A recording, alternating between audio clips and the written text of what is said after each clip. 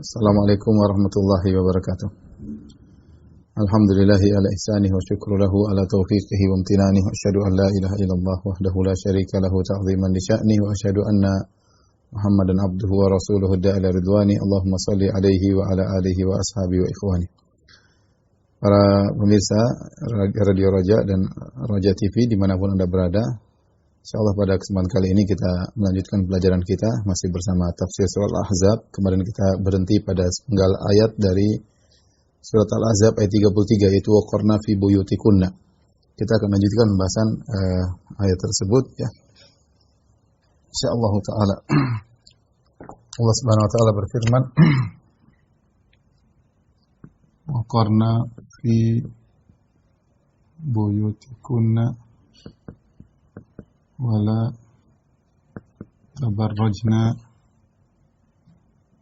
tabarrujal jahiliyatil ula wa aqimna as-salata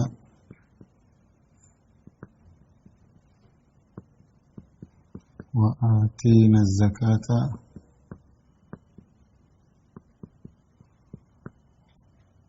wa ati'na Allah wa rasulah.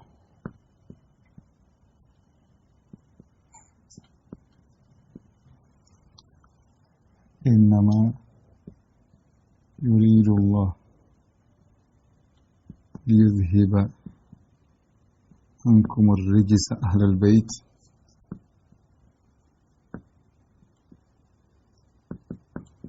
wa yutahhirakum tathira. Baik, kemarin telah kita jelaskan waqarna fi buyutikunna, dan menetaplah di rumah-rumah kalian.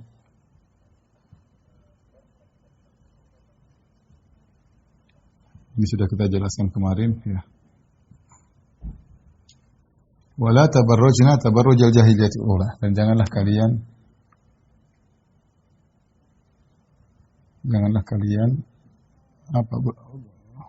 apa namanya? Tabarruj, nanti kita jelaskan makna tabarruj. Sebagaimana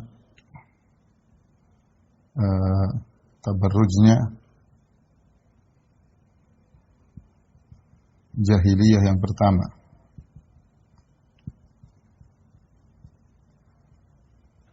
Kemudian dirikanlah salat dan bayar zakat. Dirikanlah salat,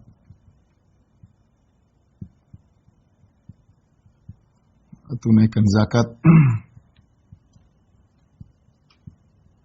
Kemudian wa ati'na Allah wa rasulah, taat kepada Allah dan Rasulnya.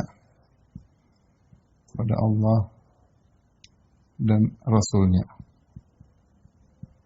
Sungguhnya innama yuridullahu liyudhhiba ankum ar-rijsa ahlal bait. Ya. Sesungguhnya Allah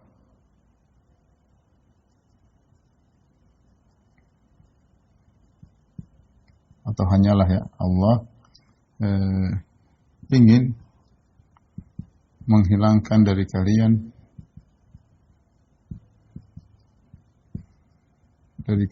rijis ar-rijis ya. Wahai ahlul bait,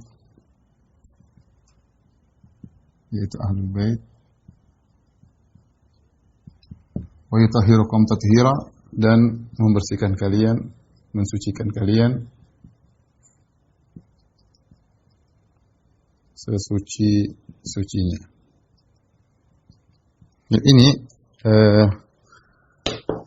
para pemirsa yang dirahmati Allah Subhanahu wa taala, kita masih melanjutkan kepada pembahasan kita dalam surat Al-Ahzab ayat 33. Telah kita jelaskan tentang waqarna fi buyutikunna, kita jelaskan bahwasanya menetapnya seorang wanita di rumah adalah ibadah. Ya, apalagi kalau diniatkan karena Allah, kemudian dia menjalankan kewajibannya sebagai ibu rumah tangga di rumah, maka argo pahala berjalan meskipun dia di dalam rumah, tidak usah keluar-keluar. Kemudian Allah mengatakan wala tabarrujna tabarrujal jahiliyatul. Janganlah kalian tabarruj sebagaimana tabarrujnya jahiliyah yang pertama, ya. Apa itu makna tabarruj?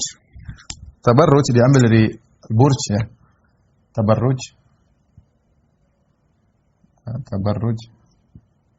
dari kata al-burj. Burj itu maksudnya kalau gampangannya nampak atau zuhur ya, nampak. Ya, nampak ya. atau terlihat. Seperti firman Allah Subhanahu wa taala, aina ma takunu yudrikumul maut walau kuntum fi burujin musayyadah, ya. Dimanapun kalian berada maka maut akan menjemput kalian meskipun kalian berada di buruj, yaitu di tempat yang tinggi, ya, yang terjaga tetap saja. Jadi at-tabarruj maksudnya seorang wanita keluar secara syar'i, ini secara bahasa, secara syar'i, yaitu izhar al-mar'ah mahasinaha amama rijal ajanib.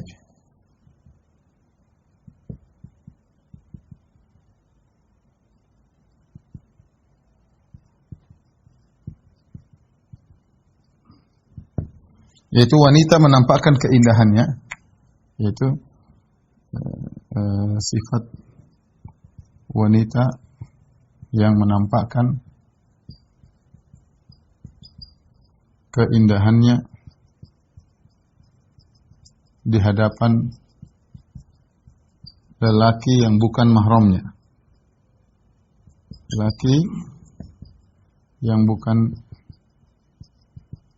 mahramnya, ya ajanib, maksudnya bukan mahram. Ini namanya tabarruj. Kemudian kata Allah, tabarrujal jahiliyatul ula, sebagaimana tabarrujnya orang jahiliyah. Diidhafahkan kepada jahiliyah, ya. Disandarkan kepada tabarruj, disandarkan kepada jahiliyah.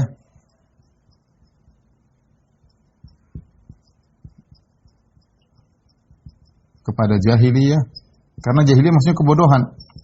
Ya, karena itu perbuatan bodoh.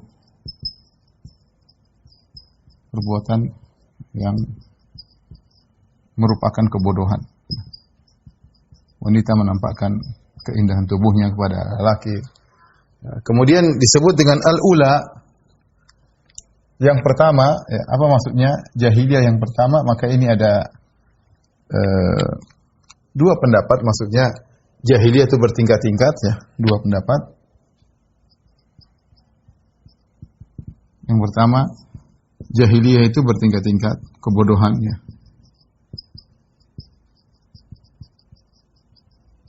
Ada yang tingkatan pertama, ada yang mengatakan jahiliyah maksudnya al-ula di sini, al-ula maksudnya jahiliyah zaman dahulu.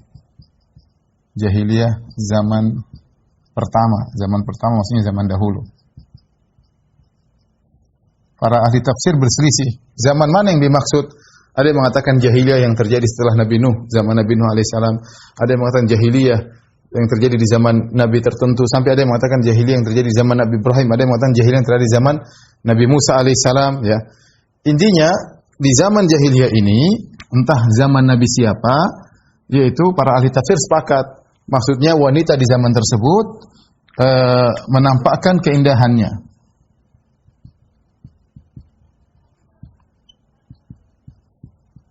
Menampakkan keindahannya.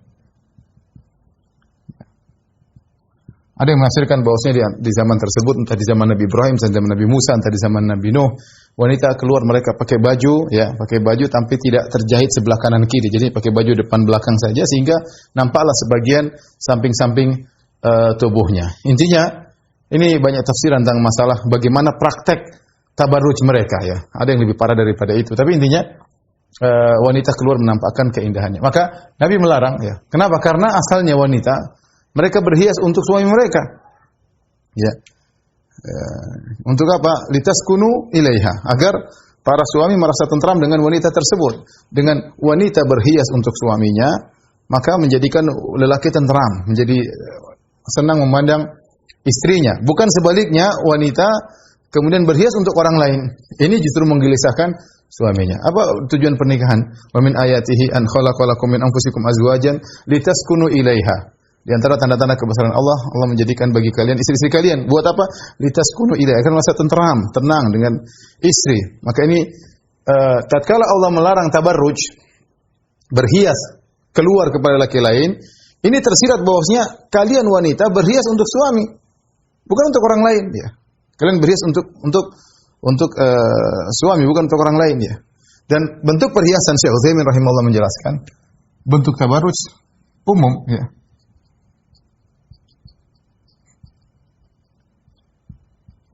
umum ya, mencakup apa di antaranya? Misalnya aurat tubuh yang kelihatan,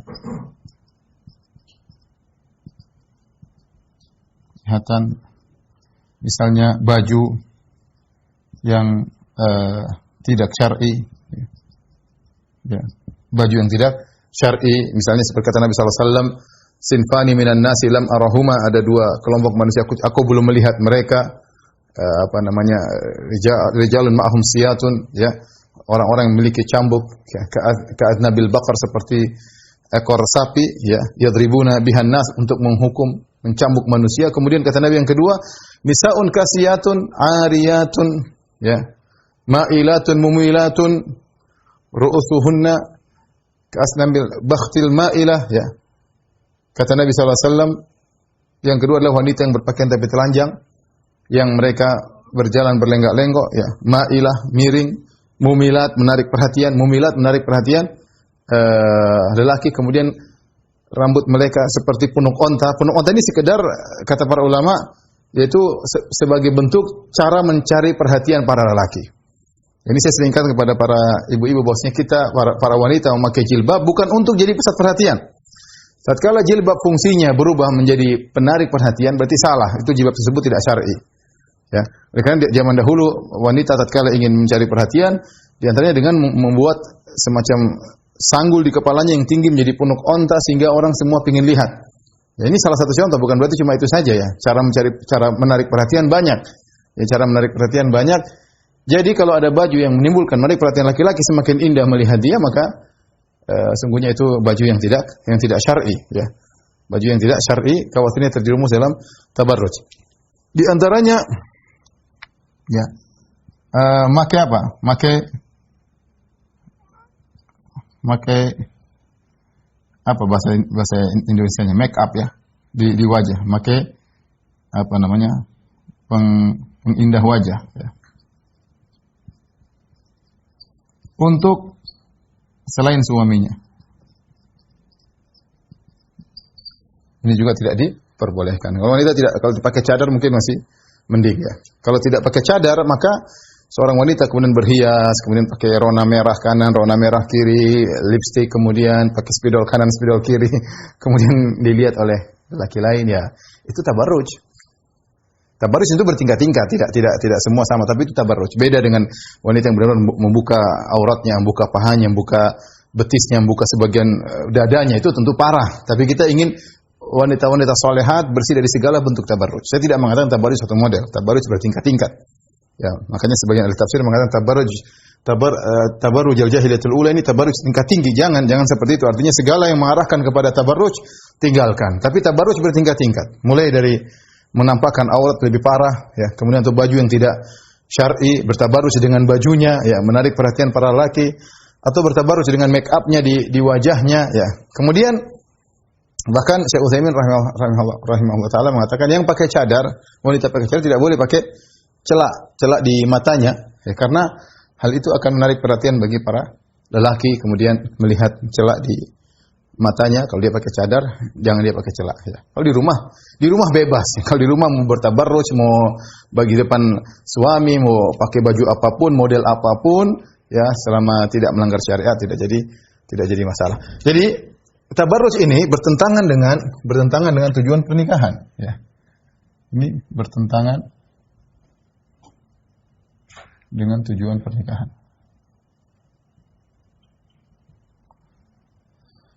Seharusnya wanita, kalau kita boleh bahasa kita, bertabarruj di depan suaminya harusnya, bukan di luar.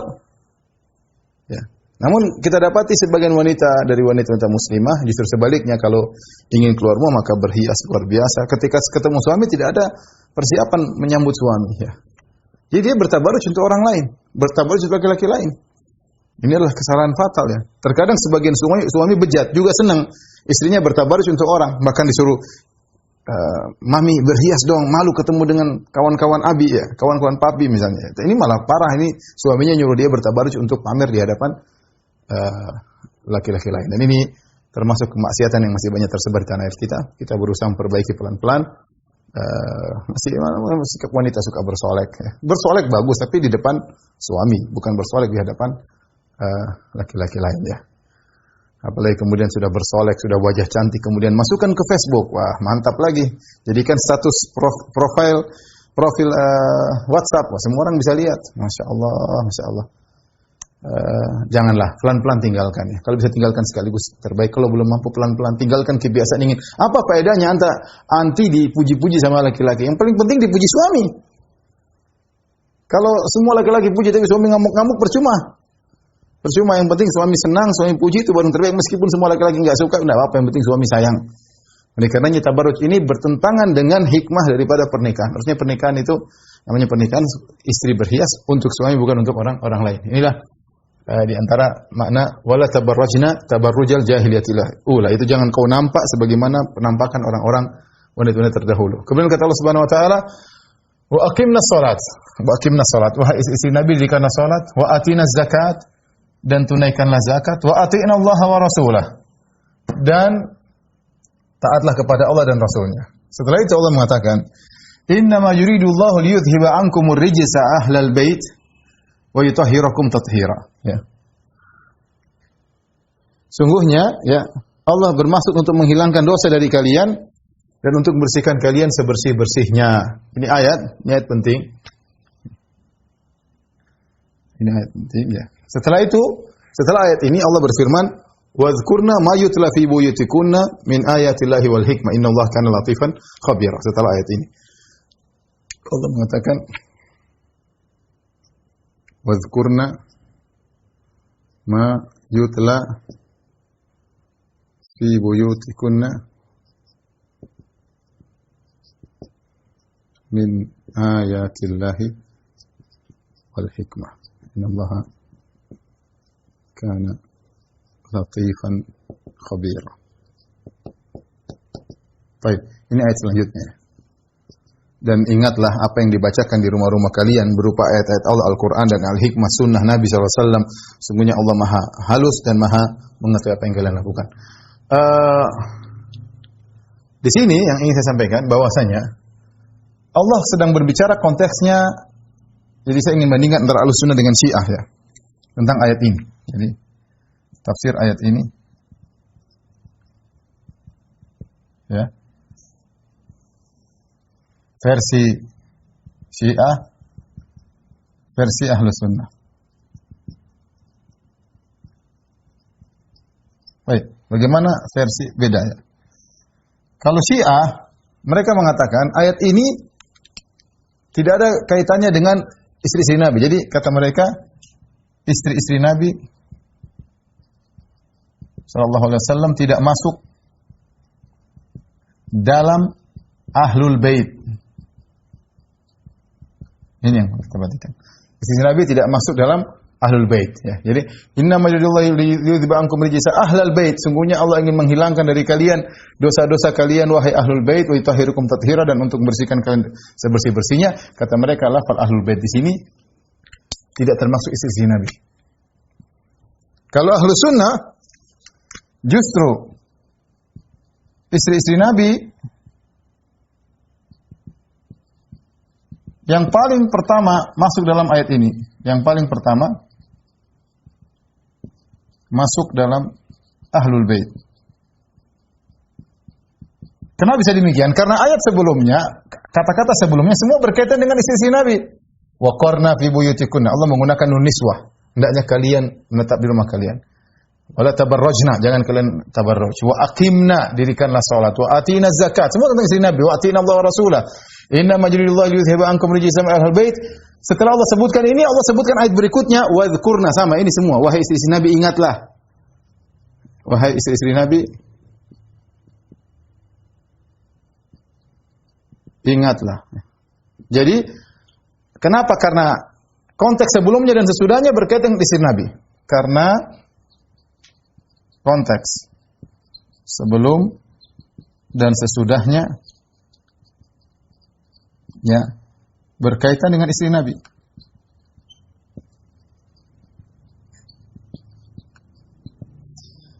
Terus menurut mereka Ahlul Bait siapa?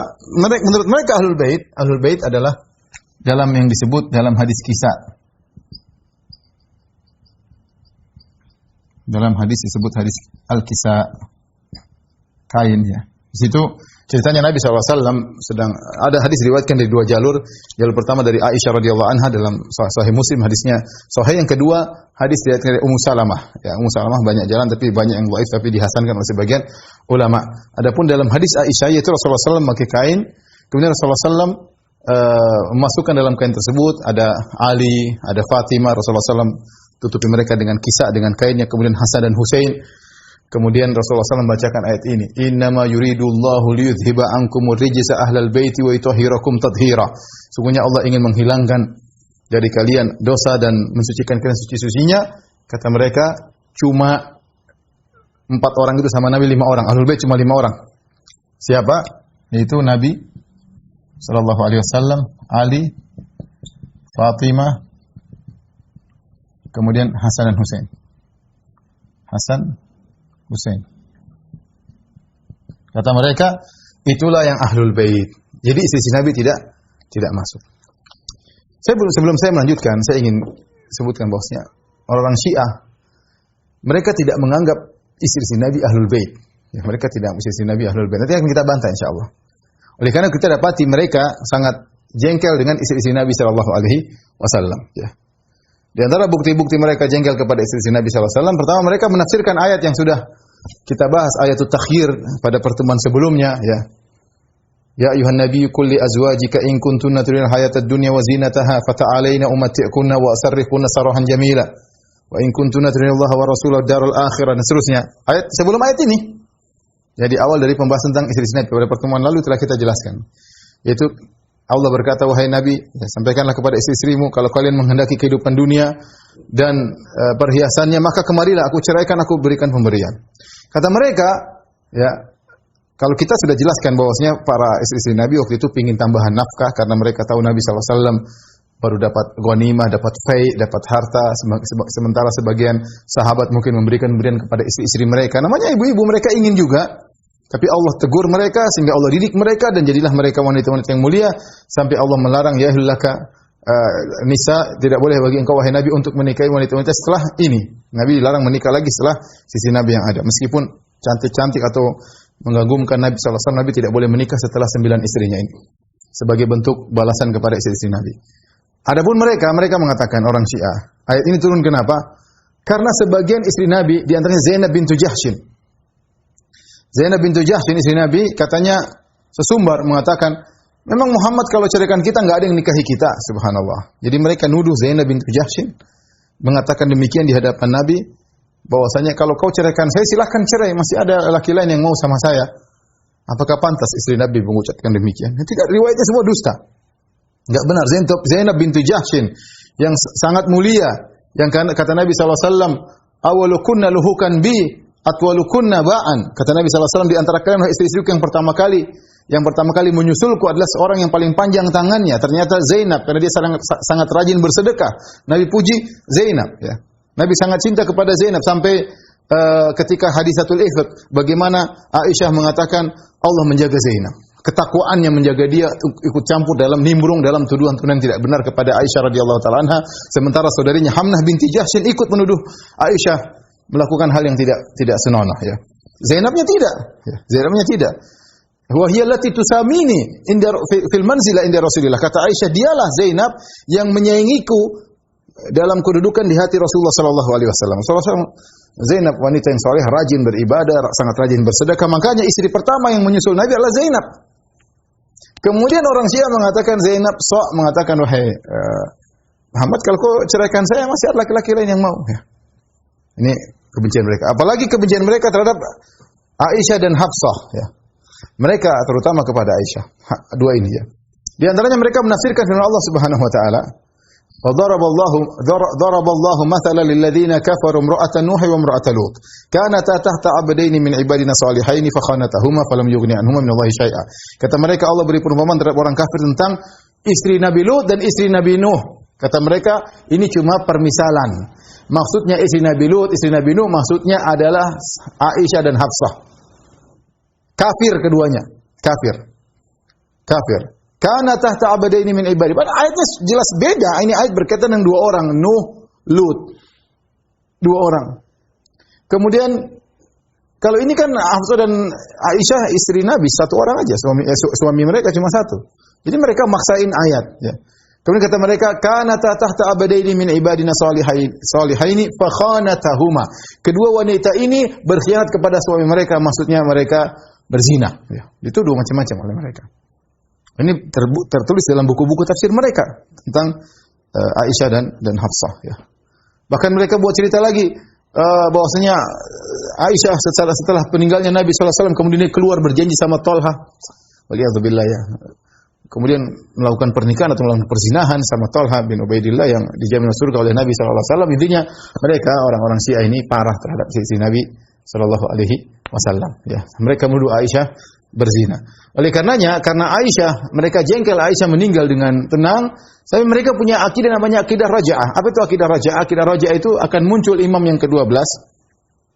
Dan dia akan imam ke-12 yaitu Imam Mahdi menurut mereka akan membangkitkan para sahabat untuk disiksa sebelum hari kiamat. Namanya raja'ah, yaitu kebangkitan sebelum hari kiamat. Ini akidahnya orang Syiah. Dan mereka meyakini bahwasanya nanti Imam Mahdi ini akan bangkitkan Aisyah dan dia akan dihukum karena dia telah melakukan perzinahan atau karena dia telah melakukan macam-macam kemaksiatan, ya, atau permusuhan terhadap Ali bin Abi Thalib dan yang lainnya, ya. Maka mereka sangat benci kepada istri-istri Nabi SAW, dan kita harus membela, ya. Harus membela, ya, istri Nabi SAW. Bahkan dalam sebagian hadis Rasulullah SAW mengatakan orang yang membela istri-istri Nabi disebut as-sadiqul bar, ya, itu orang yang berbakti. Ya, seakan-akan kita disuruh bela istri-istri Nabi seperti kita berbakti kepada ibunda kita sendiri, ya. Oleh karenanya mereka mengeluarkan istri-istri Nabi dari konteks ayat ini. Padahal ayat ini jelas berkaitan istri-istri Nabi SAW, ya. Istri Nabi. Mereka berdalil dengan hadis apa? Dengan hadis Al-Kisah. Hadis ini tadi saya bilang yang diriwayatkan siapa? Aisyah yang riwayatkan tentang hadis ini. Yang sanad yang sahih dalam Sahih Muslim yang riwayatkan hadis Kisah adalah Aisyah radhiyallahu taala anha, yang mereka kafirkan, yang mereka katakan pezina, dan mereka tuduh yang macam-macam. Dia yang meriwayatkan hadis tentang hadisul Kisah. Demikian juga diriwayatkan sebagian dari Ummu Salamah yang istri Nabi juga yang dianggap bukan Ahlul Bait, ya. Ini yang benar bahwasanya Ahlul Bait di sini adalah termasuk istri-istri Nabi SAW yang masuk lebih utama. Apa dalilnya bahwasanya yang dimaksud Ahlul Bait adalah istri-istri Nabi SAW? Ya, dalilnya banyak, ya. Dalil,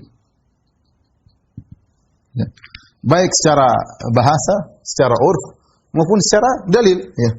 Secara bahasa sampai sekarang orang menggunakan secara bahasa ya, ahlu rajul, ya. Itu apa? Zaujatuhu. Ini secara bahasa. Secara urf juga demikian. Sampai sekarang orang mengatakan ahluk maksudnya istrimu. Ahluka, istrimu, keluar, istrimu. Kemudian dalil juga dalam Al-Quran digunakan. Dalam Al-Quran secara dalil, ya. Dalam Al-Quran Allah menyebutkan ahal maknanya adalah istri. Contoh seperti firman Allah Subhanahu wa taala, ya, tentang pembicaraan malaikat dengan istri Nabi Ibrahim alaihissalam. Ya. Qalat ya wailata a'alidu wa ana ajuzu wa hadha ba'li syaikha inna hadha la syai'un ajib. Ketika malaikat berkata kepada Sarah, wahai Sarah, kau akan punya anak. Maka Sarah heran. Apakah saya bisa melahirkan sementara saya mandul, suami saya juga sudah tua? Maka malaikat berkata kepada Sarah, ingat pembicaraan malaikat kepada Sarah. Qalu ata'jabina min amrillah rahmatullahi wa barakatuhu alaikum ahlal bait. Ya, rahmatullah wa barakatuhu alaikum ahlal bait, ya. Kata para malaikat kepada Sarah, ata'jabina min amrillah, ya, rahmatullahi wa barakatuhu alaikum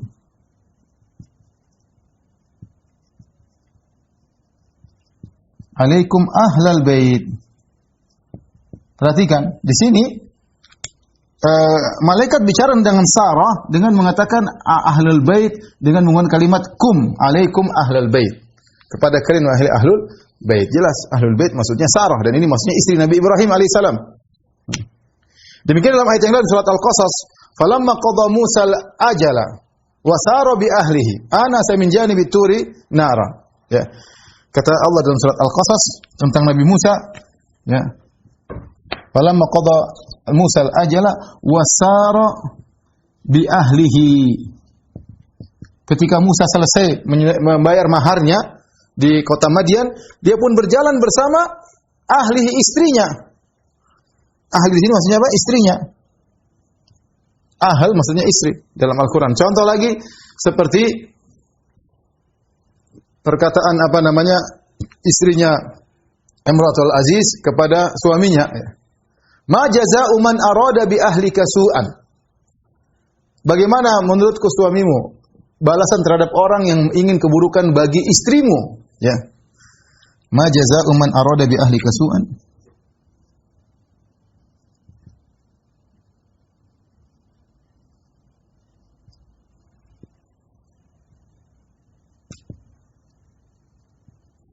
Illa aizjana wa adzabun alim. Ya. Sama di sini ahluka maksudnya istrimu. Jelas sekali al-ahl maknanya istri. Ini dalam hadis Nabi sallallahu alaihi wasallam. Jadi ahlul bait adalah istri. Ini kalimat pertama yang dimaksud dengan ahlul bait adalah istri. Kemudian juga dalam Rasulullah SAW pernah masuk ke rumah Aisyah dan mengatakan assalamualaikum ahlal bait. Ya. Rasulullah SAW pernah bersabda mengatakan istrinya dengan ahlul bait. Kemudian juga dalam salawat kita kan salawat Ibrahim yang kita bilang Allahumma shalli ala Muhammad wa ala alihi. Ya. Ya. Kama shallaita ala Ibrahim wa ala ali Ibrahim. Allahumma shalli ala Muhammad wa ala ali Muhammad kama shallaita ala Ibrahim wa ala ali Ibrahim innaka Hamidum Majid wa barik ala Muhammad wa ala ali Muhammad kama barakta ala Ibrahim wa ala ali Ibrahim innaka Hamidum Majid. Dalam riwayat yang lain, yang hadis sahih juga, Allahumma shalli ala Muhammad wa azwajihi wa dzurriyyatihi. Ahlu Muhammad ternyata maksudnya istri dan anak-anaknya.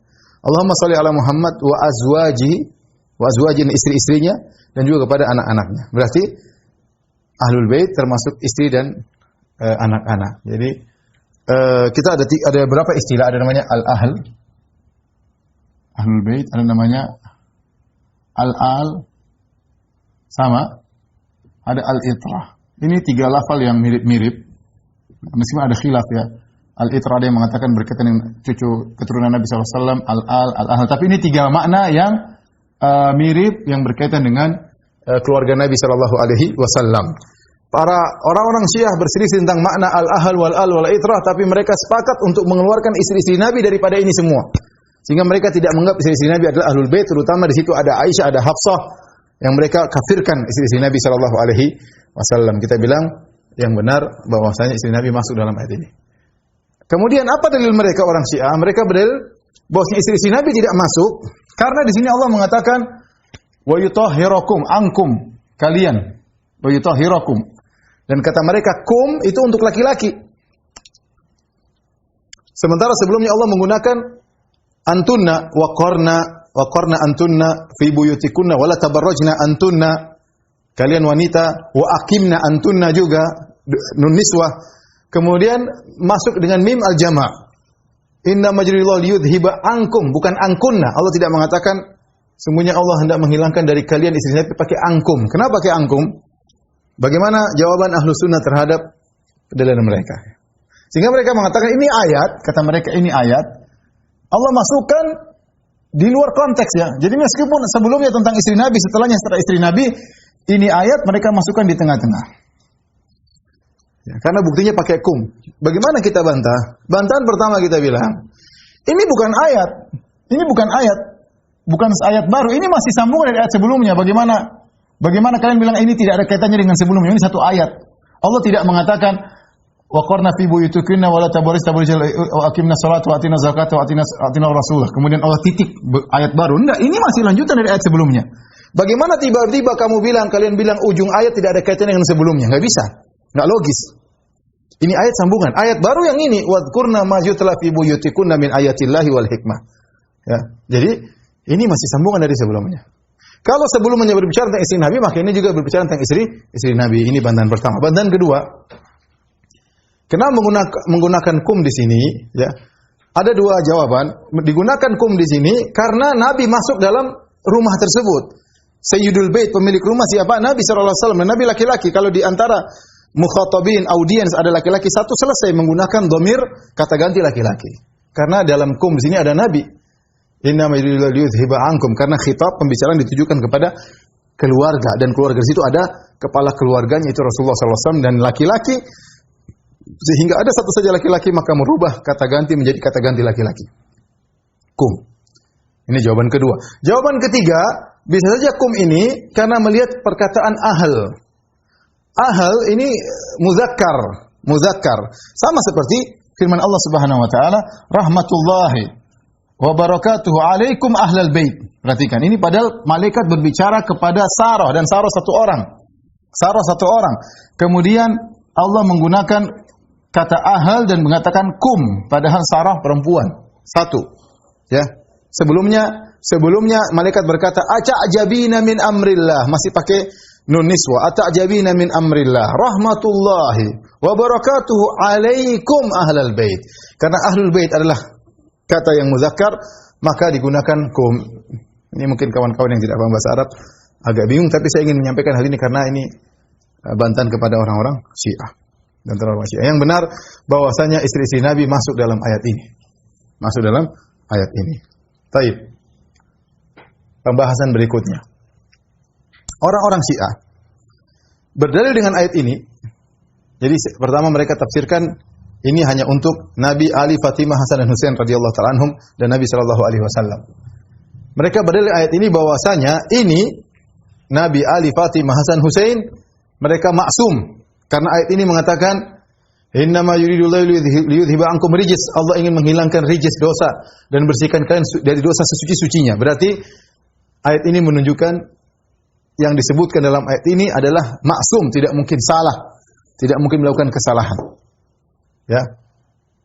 Sehingga mereka berdalil kalau begitu yang berhak menjadi imam adalah setelah Nabi adalah Ali. Setelah itu Hasan, setelah Husain. Kenapa? Karena mereka maksum. Adapun Abu Bakar, Umar, Utsman tidak maksum.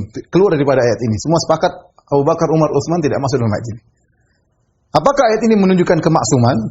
Jawabannya tidak. Kita Ahlussunnah sederhana. Yang maksum cuma Nabi sallallahu alaihi wasallam. Selain Nabi tidak ada yang maksum. Mau Abu Bakar, mau Ali, mau Utsman, mau Fatimah, mau Hasan, Husain, tidak ada yang maksum. Dan Ali tidak pernah mengatakan saya maksum, Hasan tidak pernah mengatakan dia maksum, Husain tidak pernah mengatakan dia maksum, ya. Makanya di antara bantahan kepada mereka kalau mereka mengatakan Hasan, Husain maksum, kenapa Hasan menyerahkan kekhalifahan kepada Muawiyah? Mereka mengkafirkan Muawiyah, sementara peristiwa yang terjadi yang disebut dengan Amul Jamaah, tahun persahabatan, tahun persatuan, Al Hasan melepaskan jabatannya, dia berikan kepada Muawiyah. Kalau Muawiyah kafir, gimana Hasan? Padahal Hasan tidak mungkin salah. Kalau Hasan benar menyerahkan pimpinannya dan dia maksum, dia menyerahkan tampuk kepimpinannya kepada Muawiyah, berarti Muawiyah sah karena yang dilakukan Hasan tidak mungkin salah. Ya. Tapi kalau mereka bilang Muawiyah kafir, berarti Hasan salah. Inilah yang tidak pernah bisa dijawab oleh orang Syiah. Kalau mereka mengatakan Hasan maksum, Al-Hasan radhiyallahu anhu, berarti perbuatan Hasan memberikan kekhilafahan kepada Muawiyah benar. Berarti Muawiyah tidak kafir. Bagaimana mungkin seorang memberikan kekhilafahan kepada orang kafir? Tapi kalau mereka mengatakan Muawiyah kafir sebagaimana yang mereka yakini, berarti Hasan keliru. Kenapa memberikan pimpinan kepada orang kafir? Tapi intinya, ini pendalilan mereka. Kita bilang, tidak benar ayat ini menunjukkan kemaksuman. Ayat ini menunjukkan kemaksuman. Ya, mereka bilang maksum Nabi, Ali, Fatimah, Hasan, Husain. Yang sekarang sebagian orang parah lagi, yang di bawahnya kata mereka juga maksum, keturunan mereka juga maksum. Ini lebih ngawur lagi. Ya, lebih ngawur lagi. Kita tahu bahwasanya dan subhanallah di antara bantahan yang bagus tentang masalah ini adalah bantahan yang ditulis oleh Al-Alusi, ya. Al-Alusi dalam tafsirnya Ruhul Ma'ani, ya, tentang pembahasan ayat ini. Dan dia adalah Ahlul Bait, dia Al-Husaini. Salah seorang ahli tafsir yang Ahlul Bait adalah Al-Alusi. Al-Alusi, Al-Husaini, keturunan Husain.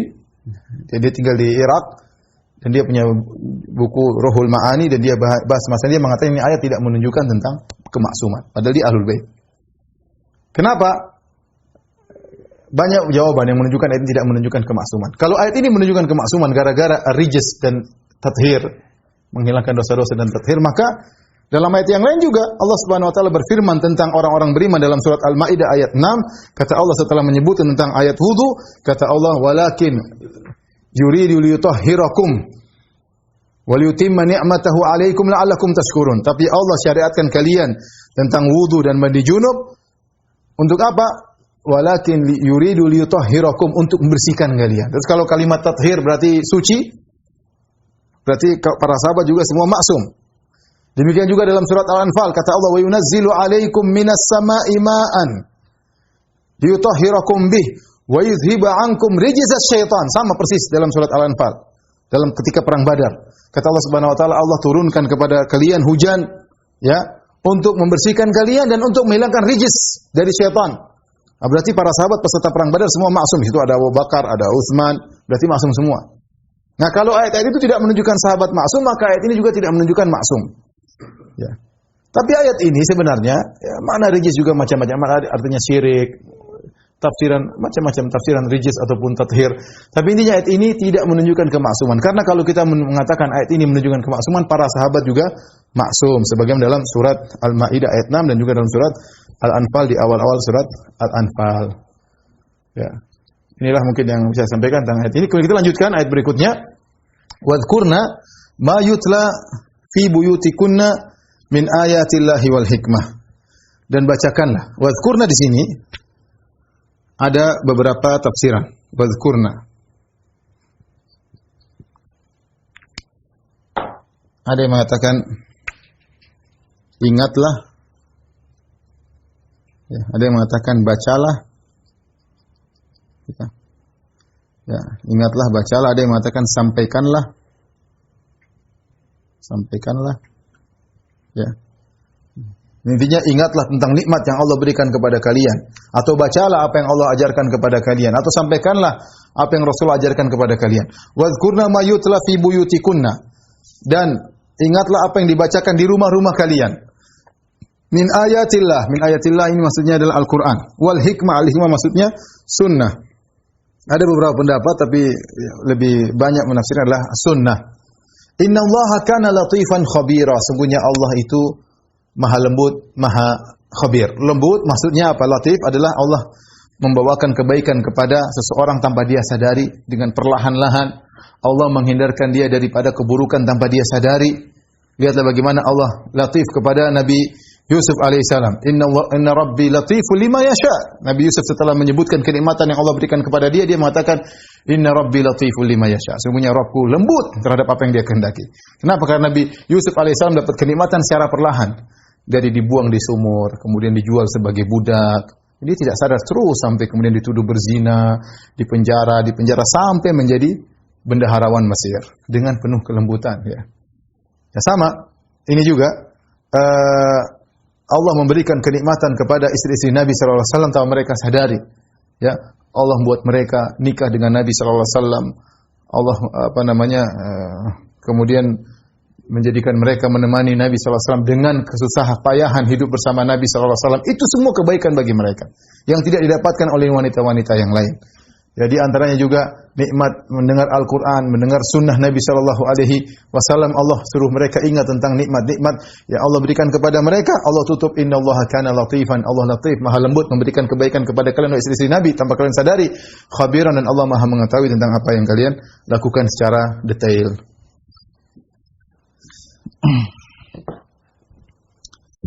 Baik, ikhwan dan akhwat yang dirahmati Allah Subhanahu wa taala.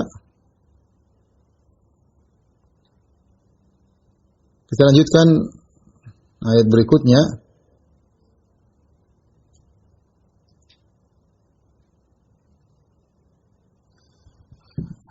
Ayat ke-35. Setelah itu Allah berfirman, "Innal muslimina wal muslimat." Sungguhnya lelaki mukmin dan lelaki muslim dan wanita-wanita muslimah. Sebagian ulama seperti Tahir bin Ashur dan juga Syekh Sa'di rahimahullah dalam tafsir mereka, yaitu mungkin para wanita-wanita bertanya, Allah sudah sebutkan tentang istri-istri Nabi, terus bagaimana dengan kami, para wanita-wanita selain istri-istri Nabi? Maka Allah turunkan ayat-ayat yang menyebut tentang para wanita. Tapi digandingkan dengan lelaki tentunya ya, karena hukumnya sama, hukum asal sama antara wanita dan lelaki. Tapi ayat ini tujuannya di antaranya untuk menjelaskan bahwasanya Allah bukan hanya perhatian kepada istri-istri Nabi, tapi perhatian juga kepada wanita muslimah secara umum. Maka Allah berfirman, "Innal muslimina wal muslimat." Semuanya lelaki mukmin, lelaki muslim dan wanita-wanita muslimah. Wal mu'minina wal mu'minat, dan lelaki-lelaki mukmin dan wanita-wanita mukminah. Wal qanitina wal qanitat. Kemudian laki-laki yang taat kepada Allah dan wanita yang taat kepada Allah. Was-sadiqina was-sadiqat. Para lelaki yang jujur dan wanita-wanita yang jujur. Was-sabirina was-sabirat. Para lelaki yang sabar dan wanita-wanita yang sabar. Wal khashiina wal khashiat. Para lelaki yang khusyuk dan wanita-wanita yang khusyuk. Wal mutasaddiqina wal mutasaddiqat. Dan para lelaki yang sering bersedekah dan wanita-wanita yang juga sering bersedekah. Was-shaimina was-shaimat. Para lelaki yang sering berpuasa dan para wanita yang sering berpuasa. Wal hafizina furujahum, para lelaki yang menjaga kemuliaan mereka. Wal hafizat, dan juga para wanita yang menjaga kemuliaan mereka. Wadz-dzakirina Allaha katsiran, para lelaki yang sering mengingat Allah. Wadz-dzakirat, dan para wanita yang banyak mengingat Allah. A'adallahu lahum maghfirah, Allah siapkan bagi mereka ampunan wa ajran 'azima, dan ganjaran yang besar.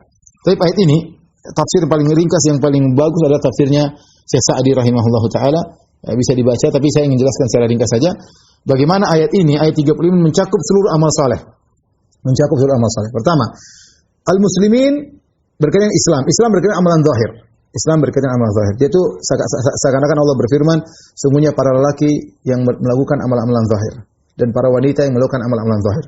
Kemudian wal mu'minin wal mu'minat berkaitan dengan iman, amalan batin.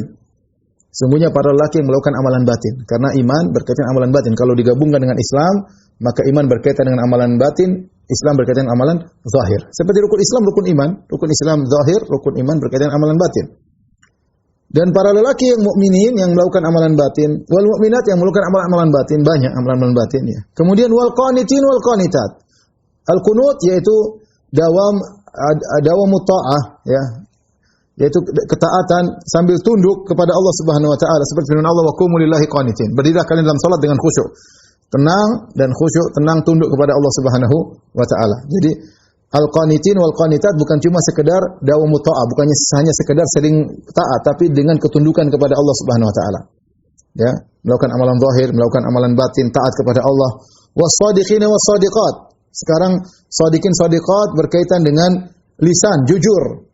Lelaki-laki yang jujur, wanita-wanita yang jujur ya, meskipun jujur terkadang terasa berat, tapi ingat as-sidqu manja, bahwasanya kejujuran adalah keselamatan. Banyak orang menyangka kebohongan menyelamatkan, tapi dia hanya menyelamatkan secara semu. Yang benar adalah kejujuran yang menyelamatkan. Ya, was-sabirin was-sabirat. Lelaki yang bersabar, sabar dalam jalan ketaatan, sabar dalam tertimpa musibah, dan sabar meninggalkan kemaksiatan. Demikian juga wanita yang sabar dalam jalan ketaatan, sabar dalam meninggalkan kemaksiatan. Hati ingin nonton inilah, ingin drama Korea, ingin dengar musik, dia tahan tidak mau, ya. Kemudian sabar tatkala terkena musibah. Ini juga amalan hati. Ya. Wal khashi'in, dan khusyuk. Wal khashi'at, lelaki yang khusyuk, wanita yang khusyuk. Ya. Terutama dalam salat ya. Kemudian wal mutasaddiqin, yang bersedekah. Ini berkaitan dengan orang lain. Memberi amal mutaaddi, memberikan manfaat kepada orang lain. Lelaki yang bersedekah, wanita juga yang bersedekah. Ya. Was-shaimin, was-shaimat, dia melakukan amalan antara dengan Allah Subhanahu wa taala. Ya, menahan lapar dan dahaga karena Allah. Baik puasa wajib maupun puasa sunnah. Para wanita juga puasa wajib maupun puasa sunnah. Was-shaimat, para wanita yang suka puasa. Wal hafizina furujahum, yang menjaga kemaluannya agar tidak terjerumus dalam kemaksiatan, juga amal soleh. Wal hafizat, demikian juga para wanita yang menjaga dirinya tidak terjerumus dalam perzinahan, dan juga menjaga dirinya agar tidak masuk dalam hal-hal yang menjerumuskan dalam perzinahan. Baik tontonan, baik chattingan, baik sentuhan, baik pembicaraan, semua yang bisa mengantar perzinahan, dia jaga dirinya. Wadz-dzakirina Allaha katsiran, yang banyak mengingat Allah Subhanahu wa taala. Sering berzikir kepada Allah ketika dia berdiri, ketika dia berbaring, ketika dia duduk, ketika dia pesawat, ketika dia sedang berjalan, ketika dia di atas motor, ketika mungkin sebagian wanita sedang masak, dia berzikir kepada Allah. Jangan lupa zikir-zikir yang utama seperti zikir pagi petang, zikir setelah salat. Saya ingatkan kepada ibu kalau habis salat jangan langsung lihat HP, zikir dulu. Zikir pagi petang. Apalagi kalau dia bangun malam, kata Nabi sallallahu alaihi wasallam, ya, tentang suami yang membangunkan istrinya salat malam atau istri yang membangunkan suaminya salat malam, idza shallaya jami'an Kutiba minadz-dzakirinallaha katsiran wa dzakirat. Kalau ternyata pasangan suami istri salat bareng, tidak usah banyak-banyak, mungkin salat 5 rakaat, 3 rakaat dicatat oleh Allah termasuk lelaki yang banyak mengingat Allah dan wanita yang banyak mengingat Allah. Dan ini amalan yang spesial. Sampai kalau Nabi mengatakan kalau mereka berdua bangun salat bersama dicatat termasuk dzakirin wa dzakirat, ya. Apa ganjaran bagi mereka? Ini mereka mengumpulkan semua kebaikan. Amalan zahir, amalan hati, semuanya mereka lakukan. Taat dalam beribadah, jujur amalan lisan, jujur, sabar dalam musibah, khusyuk dalam beribadah, sedekah, bantu orang lain, puasa, menjaga kemaluan, menjaga pandangan, menjaga pendengaran. Kemudian banyak mengingat Allah Subhanahu wa taala. Kata Allah, "Adallahu lahum maghfiratan wa ajran 'azima." Allah siapkan bagi mereka maghfirah. Maghfirah di sini datang dalam tanwin, itu nakirah untuk litakzim. Mereka mendapatkan ampunan yang besar. Dalilnya di antaranya digandingkan dengan ajran 'azima. Seakan-akan Allah mengatakan, "Adallahu lahum maghfiratan 'azimatan wa ajran 'azima." Allah siapkan bagi mereka ampunan yang besar dan ganjaran yang besar. Karena dalam Al-Quran sering Allah datangkan dengan tankir, dengan tanwin, tapi maksudnya untuk pengagungan. Wallahu a'lam bishawab. Ini yang saya sampaikan. Demikian saja kajian kita para ikhwan dan akhwat yang dirahmati Allah Subhanahu wa taala, pemirsa TV Raja dan Radio Raja di mana Anda berada. Insyaallah kita dipertemukan kembali oleh Allah dalam kesempatan berikutnya masih dalam tafsir surah Al-Ahzab. Kurang lebihnya saya mohon maaf. Subhanakallah bihamdika asyhadu an la ilaha illa anta astaghfiruka wa atubu ilaik. Assalamualaikum warahmatullahi wabarakatuh.